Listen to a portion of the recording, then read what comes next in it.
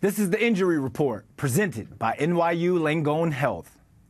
This season was supposed to be the return of the trumpet, but Mets closer Edwin Diaz has landed himself on the 15-day IL after feeling some shoulder soreness. So in today's injury report, we're speaking with Dr. Lauren E. Borowski of NYU Langone Sports Medicine Center. Doc, welcome back. We had the trumpets ready and all. I was excited about Edwin Diaz coming back into this rotation, but now he's listed on the injury report with what the team is calling a right shoulder impingement. What exactly is a shoulder impingement, Doc, and how is this affecting Diaz? Yeah, so sometimes we can use that term as kind of a more all-encompassing term for issues that might be related to the rotator cuff. So it might be some rotator cuff tendonitis. Oftentimes it can happen when somebody has bursitis, so some inflammation of the tissue in between the rotator cuff and the acromion, which is part of the shoulder blade. That kind of is on the side of the shoulder there. So there's a couple different things that, can kind of refer to shoulder impingement, but oftentimes it is pain when somebody is lifting their arm up and out, away from their body and over their head. And so that can cause some feelings of impingement. So he's only on the 15-day IL. So what's the rehab going to be like during that process? And is 15 days enough time for him to get healthy? It's a good question. In my professional opinion, I think that 15 days is probably not going to be enough. It's going to be something that may be creeping back up intermittently. I know that, he had a lower extremity injury last year, right? So he had this patellar tendon problem. And even though we think of it as being a shoulder problem because he's a pitcher, there's so much biomechanics that happen that have to go correctly from the lower extremity all the way up to the shoulder when you're pitching.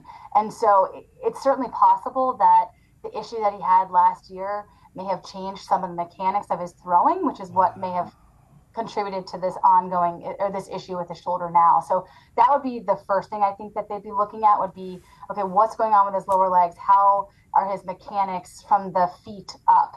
And is this contributing? So that's kind of why Kodai Senga has kind of paused his rehab a couple times because his mechanics hasn't been right. And I didn't know that because Diaz is coming off of a knee injury that could have some sort of effect on the pitching on the shoulder as well.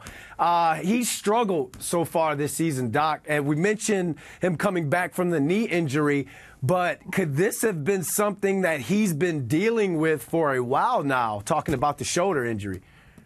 Certainly. I think, it's certainly something that often can creep up over time. We often talk about, tendonitis or tendinosis as an overuse injury.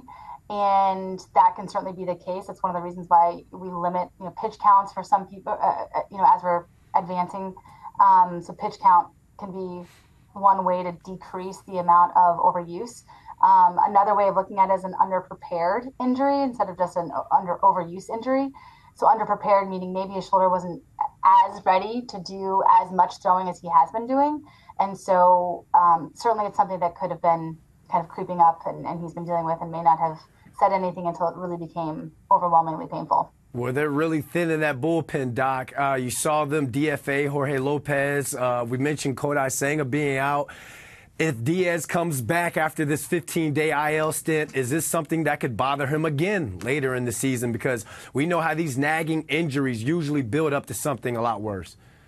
Yeah, it certainly is something that can happen again. I'm hoping that, maybe they give him a little bit more time to rehab it. Again, looking at that, all of those biomechanics that play a role in pitching, hopefully they can get that worked on and figured out so it doesn't continue to plague him for the rest of the season, but hoping. This injury report hasn't been amazing, but you have been amazing. Sorry, Amazings. We wish we had better news for you, but thank you, Doc. They need to hear the real. And definitely the player needs to, I've always say the player needs to be protected from himself, and it's looking like this is another case of that. So thanks for joining us today. Maybe next time we get something like a finger cut or something nice and easy, something happy. But thank you. Thank you.